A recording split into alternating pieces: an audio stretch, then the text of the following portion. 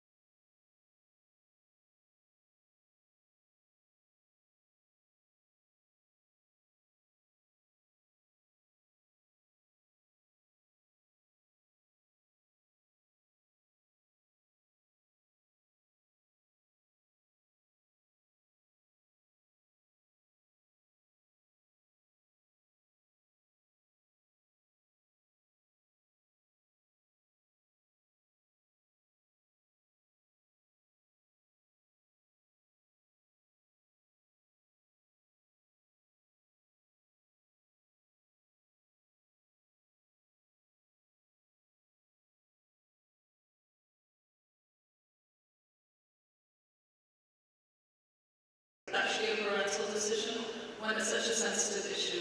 But we have to take action, we have to do something. So we brought in experts, first trained the teachers, and then had workshops for parents, which was very well received. Would you say, Gary, that that's the right way to go? Start with the parents? Yeah, I do think it's important to start with the parents, and I think that the process that Jacinth talked about is really the appropriate process. As a parent and a person who's lived in India for a long time, I think that sex education overall is kind of a hush-hush subject. And I really think if you can start at this young age, then even the parents also become comfortable talking to their children about their bodies, what's okay, what isn't okay. And it's a crucial conversation to have because this is the time when children, especially between 3 and 5, they start to want to exert their independence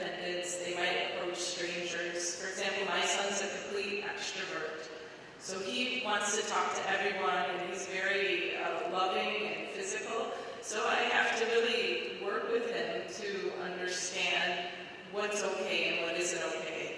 So I think the earlier you can start at the most basic level, it's really important, and it also gives parents the freedom to talk about it with their kids and helps them with that comfort level, which is equally as important. Yeah, what do you, Shalini, as an expert on the subject, what would you recommend? Well, I mean, how do we address this problem, which is getting worse year by year, you know? I think educating the parents is very, very important because the schools, especially in the early years, we're just spending 3 hours with the teachers. But most of the time is spent with parents. Parents have to be involved and educating the parents because when you become a parent, you are not told or not taught many things until, you know, like I have an engineering degree, I studied and then you become an engineer. A parent, you just have a baby and there you are supposed to know everything. So I feel as a school, you know, involving the parents, educating them would go a long way. So should you start in early in preschool, or is that too early? I think you should start in preschool at the right level. You know, like slowly you can graduate it, you know, with more complex things. But like simple videos which are now available on Good Touch and Bad Touch, just saying if something makes you uncomfortable. That's all the child needs to know, you know, not more details at a particular level. Commissioner, you know, this whole subject of sex education, even the government is not clear whether they're in favor of it or they're against it. What is your opinion? Are you in favor of sex education, if not in early childhood education, at least in primary education? As you know, the father, mother, when the children born, they teach us so many things. How to walk, how to eat. So sex is a very important thing in their life. How the child abused. Children are abused mainly for the sex. And that will make big issue that we are dealing. So normally sex is, we are looking in a different way. Actually sex is a very important subject in the life. We should tell the children. Are you in favor of sex education? No, what is the government's position? Children should be aware about what their whole body, what the hand, what is the other parts, what is their importance, where they require, where to use, other things. We have to tell the children and tell the importance of the all body, particularly sex is very important, and they have to tell how the people are misused, how you can misuse, how this advantage, what the disadvantage. My question is, what is the government of Maharashtra's position on sex education? When should it be introduced in schools? This government is a different thing. We are the police. We are the law abiding, the law enforcement agency. That is a different. It is up to the government when we start. But sex education is very important, and we should start as early as possible. So, as Commissioner of Police, are you advising the government? Yes. Now let's not fudge this issue. Let's do it. No. As a police, as a agency, we cannot advise. But what you feel, what is the importance, we can tell this thing. We can tell grievances also. Because they are looking after so many cases come to the police stations. And the sex abuse is normally start from their own house. It's a more percentage is there, their own peoples.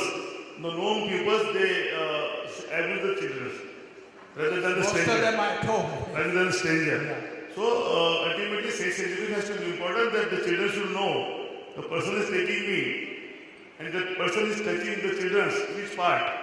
They get idea, and they should aware it. So father, mother, and children should tell. How the mouth is working, how the eyes are working, how the hand is working. The other parts also should not neglect and tell them. The sex education is very much important. As when you start, from which age, it's a different thing, but you have to start immediately. So, Shalini, what would you say? At what age would you advise parents and teachers to start talking in a frank way about sex education? Like here, there's some kind of inhibition, as far as I know, about talking about these things. You know, you can't make them go away by keeping quiet about it. So, being a parent of 2 kids, you know, I often hear my friends talk to their kids, Mama, how's it going? And they say, a part of your heart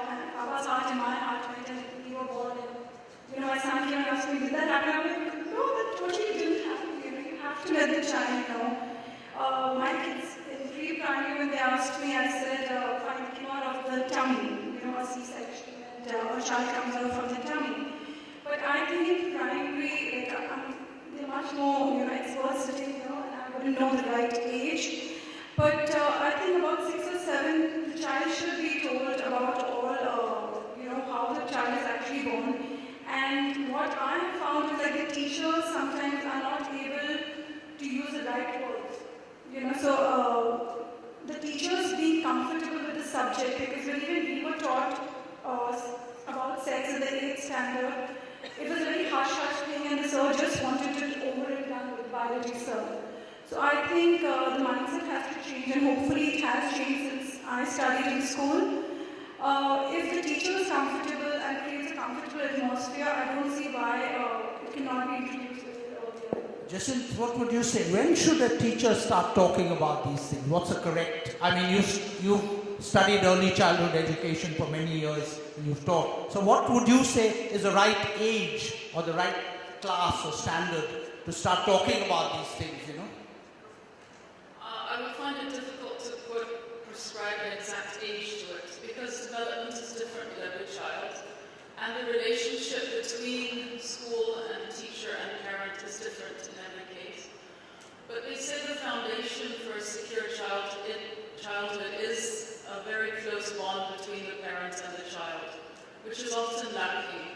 So say a child who's very progressive in his reasoning and his curiosity might be more ready than, say, someone else in the class who's not ready yet. So I would say on a case-by-case basis. But in general, early years, the children, they have their own innate sense of curiosity, and it comes out naturally themselves. When the expert who came to our school and was discussing this issue, she said as soon as the child is asking the questions, that means they're ready. Let the question come from the child. It shouldn't be imposed. You're talking about the parents, but everybody here is a teacher. So what's your advice to teachers? That we need to bridge the gap. The bridge between home and school needs to be much shorter, much smaller. As soon as the child starts showing that natural curiosity, it's not a bad thing, there's nothing wrong. We should not inhibit the child and tell them not to ask those questions. And immediately we should start a rapport with the parents. It's not our job to answer those questions. So you want the teachers to start talking to the parents, yes, and not to the children not directly? We should check with them first what the parents would like us to say. We could guide them, but it's not really our job in early years to answer those very personal questions without consulting parents first. Do you agree, Carrie? Yeah, I do agree. I mean, unless I asked a teacher personally to discuss it with my child, I think it's something that, as a parent, I should be discussing with my child. What I think is really important is that, and I think this is a key role that the schools can play, is to help people gain that comfort level of talking. For me, people meaning parents. The teachers, the schools, teaching the parents, having these experts, just as she said. It's a taboo subject here. For me, I come from the United States. We're kind of a sex-obsessed country. So we're very comfortable talking about it, and we did sex education from a very young age at my school, so it's not something I'm inhibited about. That said, everyone has different experiences, different backgrounds, the way your parents approach it with you. You might, some people may never have had anyone talk to them about sex. And so I think that it's really, really important at the school level that you help, especially Indian parents, become more comfortable with the topic. And the more comfortable with the topic they are later in life, they're going to be more comfortable talking with their children about all of these other issues, about respect towards the opposite sex, about the mechanics of it, about puberty, about your body changing, and everything else. So I think that's where that facilitation can come in. So really, the advice, as I understand it from here, is that the parents need, the teachers, you all, primary, preschool teachers, primary school teachers, you have to educate the parents that it's not a bad or taboo subject. So rather than educate the child in this particular subject, you need to educate the parent. Am I right? That's the consensus? I also have a comment that we want to be careful when broaching this subject with our parents, with our students, that it doesn't instill fear in a young child. We want to preserve their innocence. So we don't want to broach the subject or introduce them to concepts in a way that gives them any sort of inhibition or fear, because early childhood is all about enjoying their childhood, enjoying creativity, and any sort of fear would stifle that. So that's why we have to handle this very delicately. And even the teacher's reaction is very important. When a child asks a question, it's not a dirty thing that they've asked that question, and they should be handled in a respectful manner. It's just part of the natural developmental process. So teachers have to be very careful not to shut up a child who asks some what might be termed embarrassing questions. Am I right? Yes. And that's what we found out in this whole process after the very horrible scenario that happened in Bangalore, very close to our school. So we had this whole process of workshops, first of all for our staff and then for the parents. And one thing very interesting that emerged from it is just because horrific things are happening in our society, there's no reason for us to instill fear in young children unnecessarily. We have to be the barrier, we have to give the protection, but we don't want to instill fear. We want to preserve their innocence at this tender age in such a way where they feel comfortable with their body. They feel comfortable with outsiders, and within certain guidelines that the parents and the teachers put in place, without the elements of fear. Commissioner, you know, one of the things, constant complaints people get is when they go and report something to a police station, the policemen don't take that very seriously. They say, oh, it's a small incident. So what are you doing in the police force to educate your own policemen that these are important things? See, recently we educate a lot policemen for police stations. We have taken the ladies station officer to deal with the cases of the children. Instead of the male officers, we keep. So are you like having classes for policemen and also teaching them that they must respond quickly to these things? Yes, respond quickly and not lightly. So normally, previously we used to take the cases of missing, child missing. Now it is not. Now we have the circular from the senior officers and the government also. As soon as the complaints of comes to the minor children missing, we have to register a cognizable case of kidnapping, which is a serious offense, and our Muslim starts investigating in a serious way. So normally, taking complaints of missing and registers office under FIR registered under the serious offense of kidnapping. It's a very important thing, and we have started it. So the response is good from our police. All policemen we have educated, we have briefed them how to take the actions, and in the street immediately we take actions. From where the children is missing, whom they contacted last, who are the close to the children, and immediately we try to, and we have got a good response, and we have succeeded by tracing the children who are missed. Yeah, actually, Shalini, maybe we need not only talk about sex abuse of children. What can be done? What would you advise schools to do about, you know, the safety of children, building infrastructure? What Gautam was talking about, you know, even especially in these government Anganwadis, there's a lot of unreported abuse of children, like beatings, corporal punishment is quite pervasive in Indian education even to this day. Do you agree? Yes. What's your advice to teachers and so on about that? Coming the first part of your question about the infrastructure, so Safe Baby does audits and workshops in schools, preschool, daycares, where we look at the infrastructure, trying to see how to prevent accidental injuries to children. Gautam spoke about like a wire hanging, so electrocution risk, or like a risk of falling into a pothole, or mainly like if we do audits, we find a lot of choking hazards, poisoning hazards, furniture toppling over. So we see that infrastructure can, if you do an audit, it can considerably make the play area much safer for children. So the school needs to look on the physical aspect also. Coming to Anganwadis, I feel like they are the ones who really need to be educated, because we deal with a lot of preschools and daycares who safety is a very good top priority, and they are trying to keep the children safe. But unfortunately, Anganwadis, they're doing the bare minimum, because of limited resources they have. So Total spending per child is about 175 rupees a year in Anganwadi. Exactly. So how much can you do by way of safety and so on? So first thing we need to do is all of us need to become a pressure point for increasing the education budget of India. For the last 60 years, people have been saying, way back in 1966, the Kothari Commission said we should spend 6% of our GDP on education. It has never happened. The average is 3%. Most countries, most developed countries spend 7 to 8% of their GDP, which is 10 times your GDP, and they have half your population. So you can imagine. So all of us must become, firstly, you will have a lot of people who say to you, no, you shouldn't worry about the budget, it's the quality of how you spend the little money that you have. I disagree. You must make schools safe, attractive institutions where even poor children are happy to come.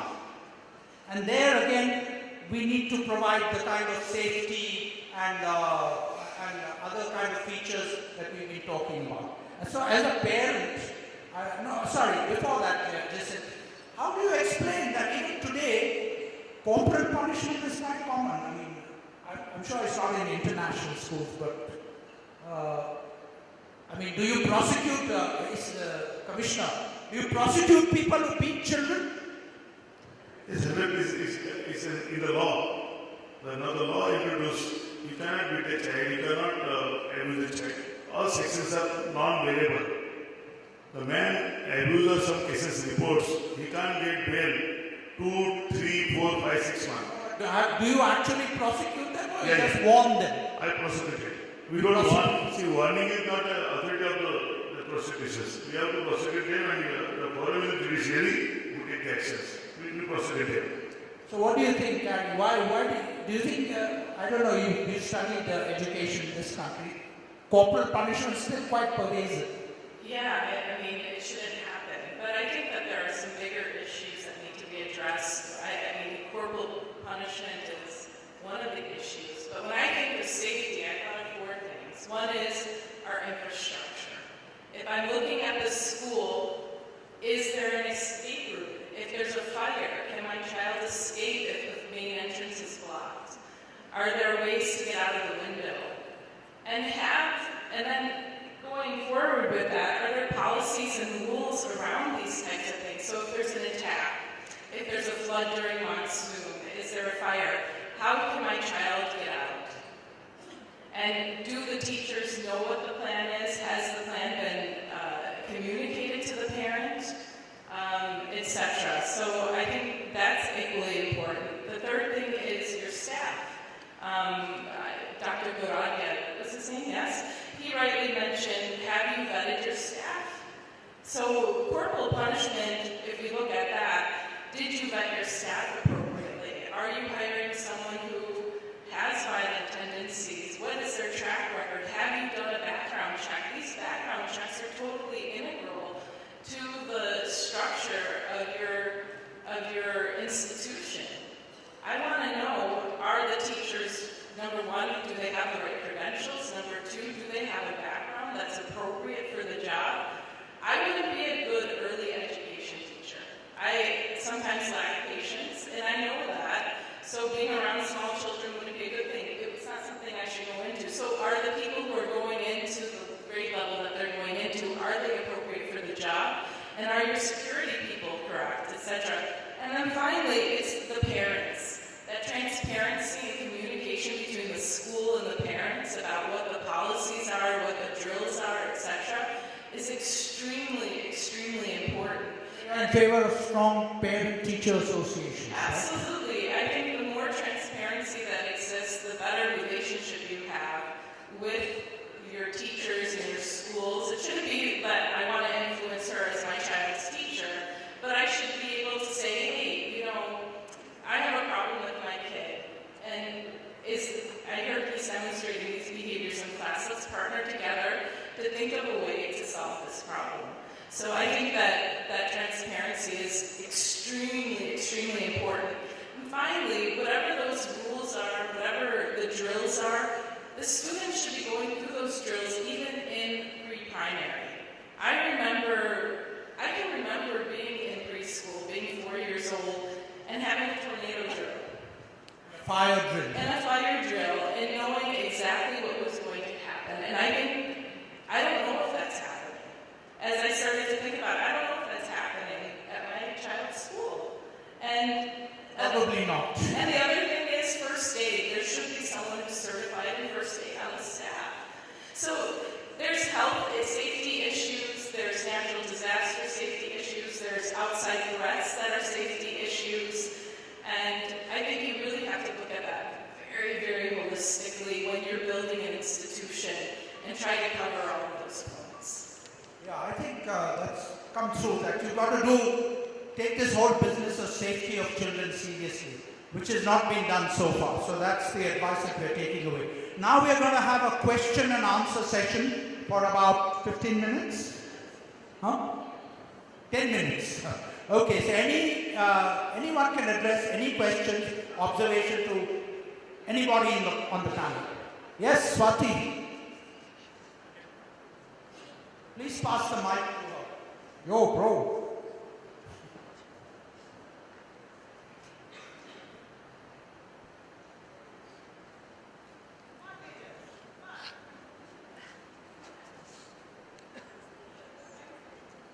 Thank you so much, and very warm welcome to everybody who's an ECE member here.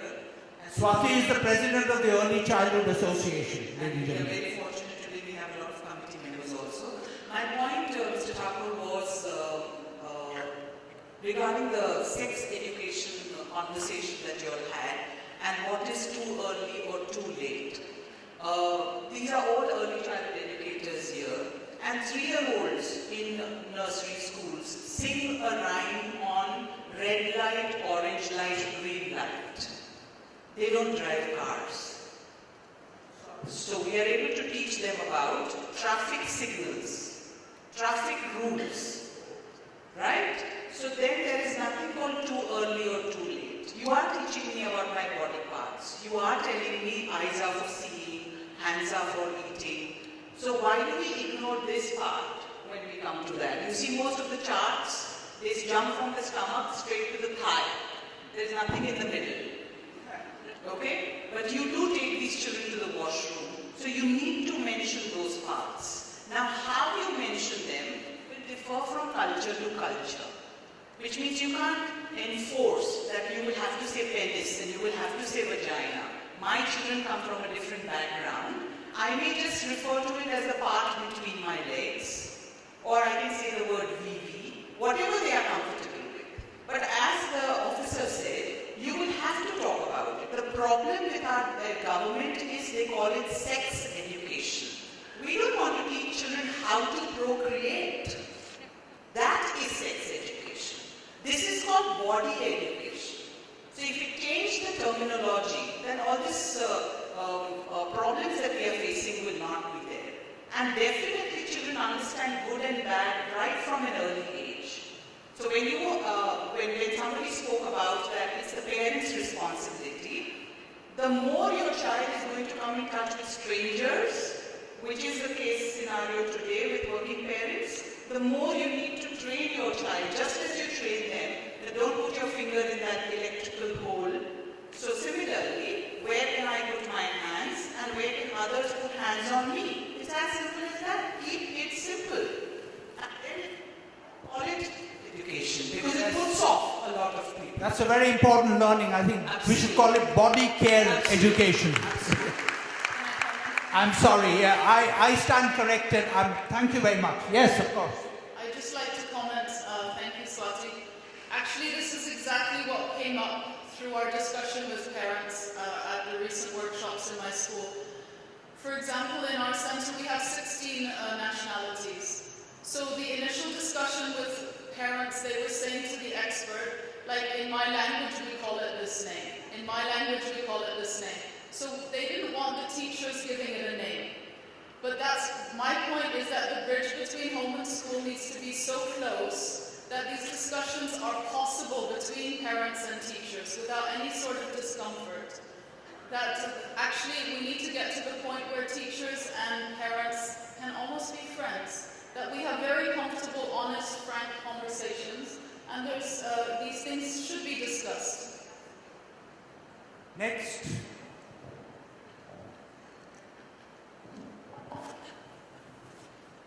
Over there, yes. Yes, ma'am. I just thank you so much, Swati, for bringing it up, because I was shifting in my chair when I was hearing those conversations on sex education and saying that it's not the responsibility of schools and seeming to put it on the parents. I just want to also share with the House that a WCT study done, which is 2007-8, which is quite dated, and we're hoping to do a new study now at the Ministry of Women and Child, found that 40% of the cases of abuse, whether it was corporal punishment, sexual abuse, or even neglect, because even neglect is a part of abuse, actually happened through family members and a known person. Now, I think that is something that we all need to take cognizance of, because it's not to say that parents are not involved, or it's only the men. I think these myths that are, and it's the girls more at risk than boys. Actually, we need to debunk these myths, and I'm so glad Swati talked about the fact that genitalia seems to be something out of our dictionaries, not to be talked about. Why? Why are we, when the US talks about being sex obsessed, can we be safety obsessed in our country? And I think that's something we need to take very, very careful thought about. Please don't think that children are too young to understand bad touch and good touch. I'm working with Gully Gully Simpson, which is Sesame Street workshop. We're trying to use television to talk about good touch and bad touch, because media is so important for spreading this message. Schools are so important, but parents need to understand even family members can be the perpetrators. I think this message has to go out very clearly. Please talk about at-risk behaviors, talk to educational psychologists. Please make sure that your teachers also recognize those symptoms of at-risk. Thank you, Balu. Yes, the irrepressible Gautam Goradia, yes, indeed. Sorry, I don't want to make this into a sales pitch again, because I did that. But since it's in everyone's favor, I'd like to mention one thing, that it's all, I completely agree with what you said about teaching them, there's no age and so on and so forth. But is the child going to, are you sure that the child is going to come and complain to the parent the same day when he's or she is touched inappropriately? Probably yes and probably no. Probably yes and probably no. So what I'm trying to say is that organizations have to be more proactive, because all this is being captured on camera. Everything is being captured on camera, so please review. Nothing to do with our technology. You have a recorder, look back, review. Did somebody touch this child? Was this child abused? You saw in the video that I showed you of how in the Chinese video of how a child was abused. So ask questions. Basically, you're saying ask questions. So please, this is an observation, do it. I just have a proposal, and it's something that I thought about after going to an activity at the American Consulate, and they were offloading these booklets, but it was actually an emergency plan booklet for the home, that I think could be very applicable and used in schools as well. And maybe something that you resolve to do at your schools is actually, do your own safety audit. We've had a lot of discussion today, and have a safety and security week where both the family members and the schools in tandem are making plans for different issues, for your fires, natural disasters, terrorist attacks, God forbid, angry parents coming in and doing something horrible, because that could be a reality. Really talking through together, having these frank discussions. This is what we're going to do in an emergency. So it becomes a theme for the week, and it's a theme of safety across the board, whether it's road safety, school safety, home safety. So, you know, we know that when these concepts are taught, as much as we can reinforce them in the home and through activities, the more that these ideas are retained. And so these children will know automatically what to do. Have them memorize important phone numbers, the code words. Maybe the school, every kid has a password with the teachers that the teachers and the child are aware about in case a stranger tries to pick them up. So I think it would be really great to plan a week in your curriculum where this is really the focus and a lot of information is shared, because it's not about just this terrorism, it's not about just the fires, it's a very holistic process. Actually, you'll be pleased to know there's going to be a safety manual released today after this, right after this talk. Yeah, anyway. I would like to talk about the role of the center head or the principal, since the room is full of us. During my career as a head of school, I've personally had to take 3 children to the hospital because of simple accidents that happen while they're at school. The buck stops with us. We are responsible. It's that in loco parentis that we take the place of the parents while they are in our care. So as a head of center, we take our responsibility very seriously, and we're constantly doing risk assessment in our minds. But what I find is that new recruits to teaching, new teachers who are coming into the profession, having just graduated, for example, from a B.Ed college, this is something that they're not sensitized to. You only learn through experience. You only learn the hard way how vulnerable young children are to physical accidents and injuries. And that's something as heads of center we have to constantly be doing the rounds in school, constantly looking. As was pointed out, the electrical wiring or the bottle of juice that they've put a toilet cleaner inside that's at the level that a child can reach. All those things that you would see that teachers may not actually put 2 and 2 together, what a child could do in that situation. You're absolutely right about that, because in our audits we find distillery bottles are most commonly used in schools to store phenol. All of us know phenol is white in color. For a child, what is white? Milk. You know, that's the only thing for a child.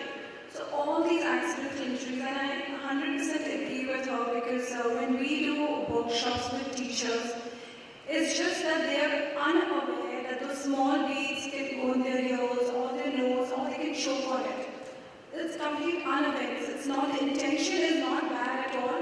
It's just that unawareness that an accident could happen with all the small beads, all like the poisoning hazards, as you mentioned, kept within the reach of a child. Okay, last question, lady. Yeah. Yes. Rupali from Save the Children India. It's not actually a question, but a very good experience that we have learned with Swati ma'am. Recently, we have a Gali Gali Sim Sim, it's a video on good touch and bad touch. And we cater to 227 pre-primary schools, which is located across in Mumbai, especially catering to the slum children of Mumbai. What we actually experience, what you are saying, that parents are the target audience to start communicating about it, whereas we took the children as a communicator, as a messenger, where we taught the teachers of our pre-primary schools, and then we have done this, we run the video in front of the children. Children took the message, went to their house, and they literally discussed with their parents, and then parents came to us and created that demand that we also want to see. So what we found, it's not only the parents have the communications with the children, but the children are the communicator, and then creating that demand from the community. That's exactly You're talking about peer-to-peer teaching. Yes. The children should also discuss this among themselves. Yes. Very good suggestion, yes. Okay, I'm sorry now, ladies and gentlemen, we're running a bit behind time. So we've got the awards coming up. There's a safety manual which will be given presumably to all present here. Thank you very much, sir. Okay, last observation, Commissioner.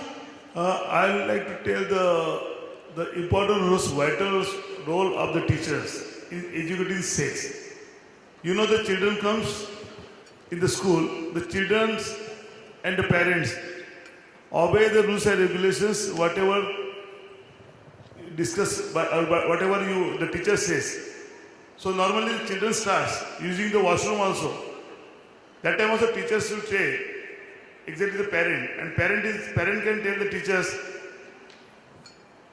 that my children knows about the sex education. So it's very important factor that the teacher can play the vital role, because the children and parents obey whatever they say by the teachers. So teacher can play the vital role. I want to tell other things, because the teacher are the main aspect in educating about the sex, because we are neglecting the other things. Parents are expecting my children should be engineer, doctor, everything. But you know, the life, the sex is a very important factor. When you may be doctor, may be engineer, but the some problems come the sex, everything go wrong. So sex is very important things. It can start from the school, as you teach it. And there's nothing to be ashamed about. That's what you're saying. Yes, sir. Thank you, sir.